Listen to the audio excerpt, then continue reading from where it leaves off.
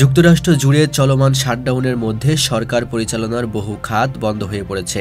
এই অবস্থায় খাদ্য সহায়তা কর্মসূচি স্থগিতের সিদ্ধান্ত নিয়েছিল ট্রাম্প প্রশাসন।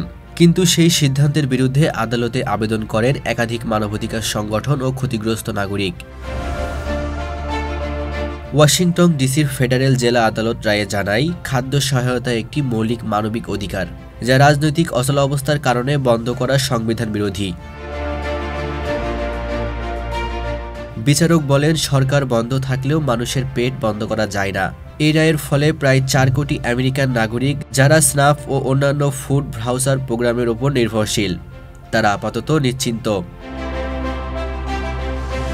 অন্যদিকে হোয়াইট হাউস জানিয়েছে, তারা আদালতের রায় পর্যালোচনা করছে এবং প্রয়োজনে আপিল করবে।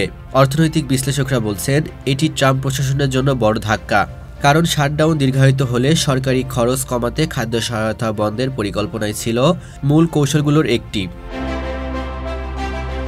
শাটডাউনের অন্ধকারের মধ্যেও আদালতের এই রায় আমেরিকার দরিদ্র জনগোষ্ঠীর জন্য এক আশার আলো। আইন বলছে, রাজনীতি অপেক্ষা মানবিকতাই বড়।